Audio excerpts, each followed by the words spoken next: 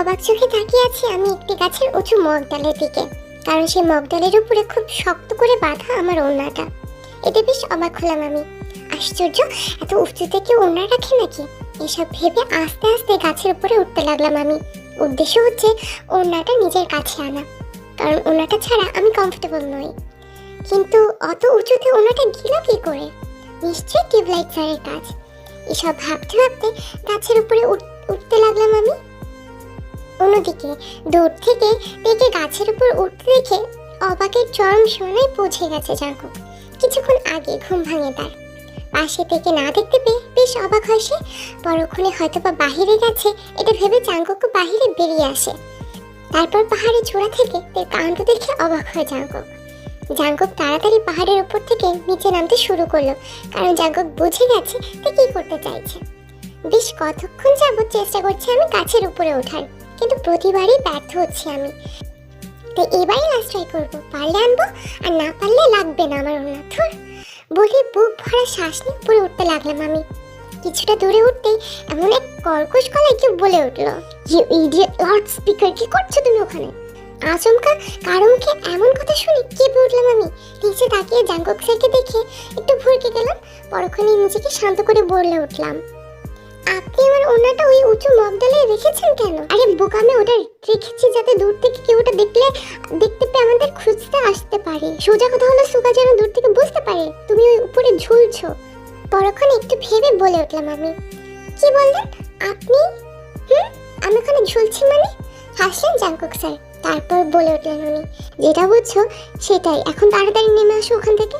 ঠিক আছে স্যার বলেই নিচে নামতে লাগলাম আমি। সাবধানে নেমো কিন্তু, না হলে আপনার যে স্পিড না জানি কখন ঠাস করে পড়ে যাবেন।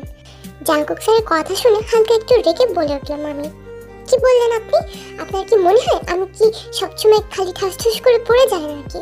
মনে হয় এটাই লাউড স্পিকার। আপনাকে তো আমি বলে যেই না নামতে যাবো অমনি হাত ফসকে যায় আমার, সাথে সাথে ঠাস করে গাছ থেকে পড়ে গেলাম আমি।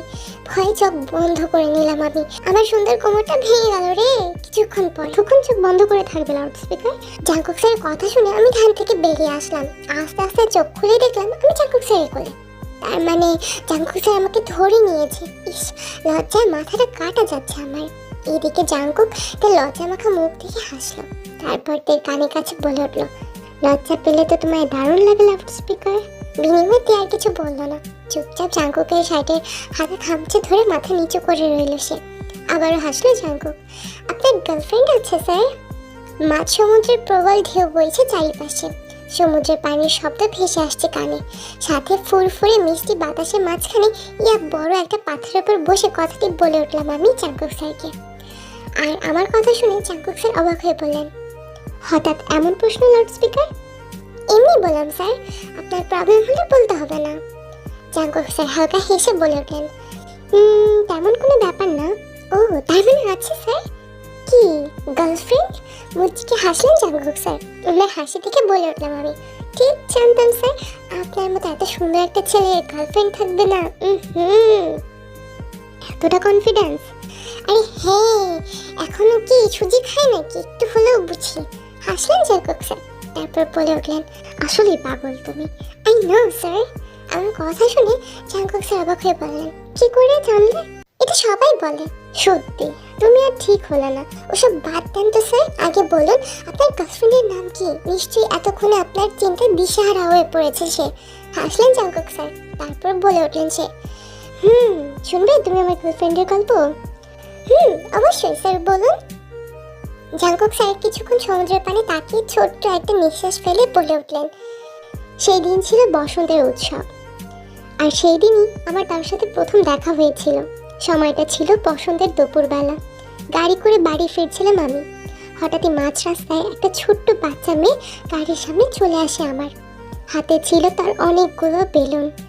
কিছুটা ভরকে গিয়েছিলাম সেদিন। ভাগ্য ভালো ছিল, ঠিক সময় ব্রেক দিয়েছিলাম। ঠিক সেই মুহূর্তে একটা লোক এসে মেয়েটিকে নিয়ে গেল। আমি কিছুক্ষণ তাকিয়ে রইলাম বাচ্চা মেয়েটির যাওয়ার পানে, কারণ মেয়েটি দেখতে খুব মিষ্টি ছিল। হঠাৎই সেই সময় চোখ আটকে যায় আমার একটা আইসক্রিমের দোকানের সামনে দাঁড়িয়ে থাকা একটি মেয়ের দিকে। পরনে ছিল তার সাদা রঙের জর্জেটের শাড়ি। ঘন কালো লম্বা চুল যেন তার কোমর পর্যন্ত ছড়িয়ে গেছে। হাতে ছিল এক মুঠো ভর্তি সাদা কাচের চুড়ি, মায়াবী চোখ, নেশালো ঠোঁট, সাথে অদ্ভুত মায়া ঘেরা সুন্দর মুখ। জীবনের প্রথমবার কোনো মেয়েকে দেখে চোখ আটকে যায় আমার।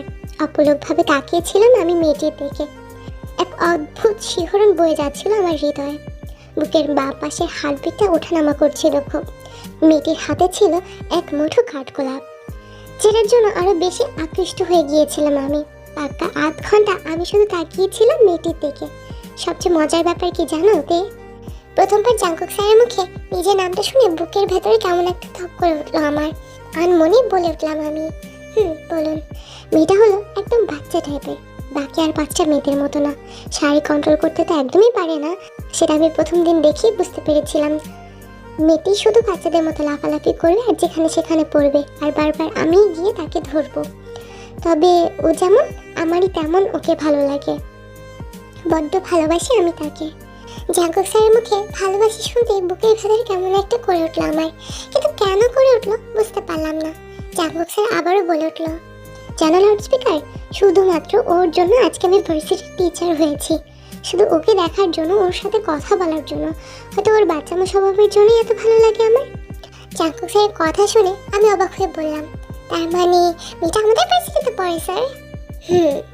বিনিময়ে কিছু বললাম না আমি, কেন জানি না খারাপ লাগছে খুব। সমুদ্রের সৈকত বিলাসের দিকে তাকিয়ে রইলাম আমি। আশেপাশে সমুদ্রের পানি এসে বাড়ি খাচ্ছে বড় বড় পাথরের উপর।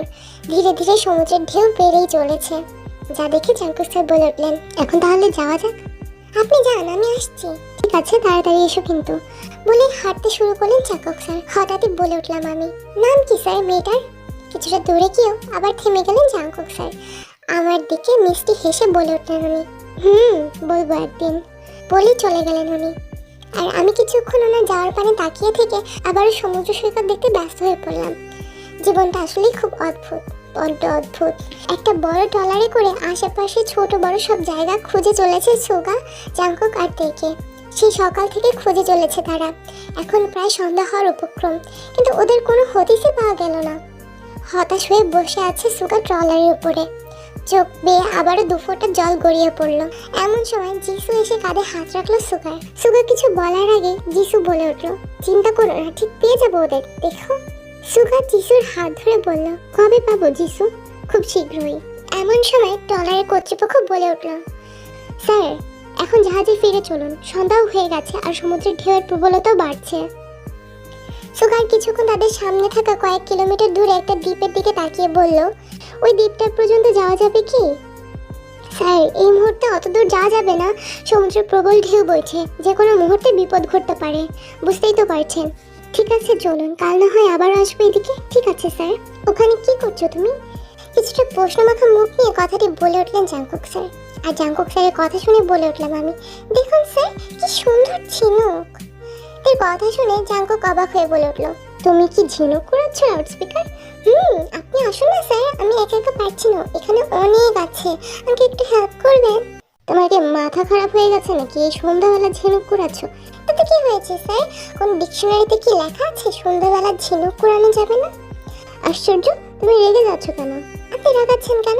দেখছেনই তো আমি একা একা পারছি না, একটু হেল্প করবেন? তা না ভাষণ দিয়ে যাচ্ছেন। আমি তো শুধু ভাষণই দিই, তা নয় তো কি। দাঁড়াও তাহলে আজকে তোমাকে বোঝাচ্ছি ভাষণ কি করে দেয়। বলেই তার দিকে দৌড়ে ছুট লাগালো জাঙ্কুক। এদিকে আচমকা জাঙ্কুক স্যার আমার দিকে এগিয়ে আসতে দেখে ঘাবড়ে গেলাম আমি। তাড়াতাড়ি কিছুটা ঝিনুক পকেটে পুরে নিয়ে আমিও দৌড়াতে লাগলাম। আরে স্যার আপনিও না শুধু শুধু রেগে গেছেন, আমি তো মজা করে বলছিলাম। আমিও না হয় মজা করে তোমার পেছন পেছন দৌড়াচ্ছি, আপনি আমায় ধরতে পারবেন না স্যার।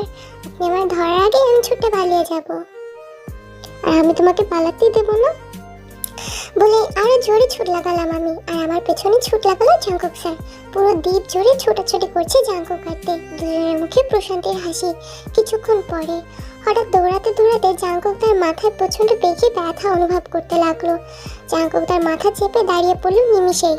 হঠাৎ জাঙ্কুককে দাঁড়িয়ে পড়তে দেখে অবাক হলাম আমি। জাঙ্কুক স্যার মাথায় হাত দিয়ে নিচে বসে পড়লেন, যা দেখে রীতিমতো ঘাবড়ে গিয়ে দৌড়ে চলে গেলাম আমি জাঙ্কুক স্যারের কাছে। তারপর বলে উঠলাম আমি, কি হলো স্যার?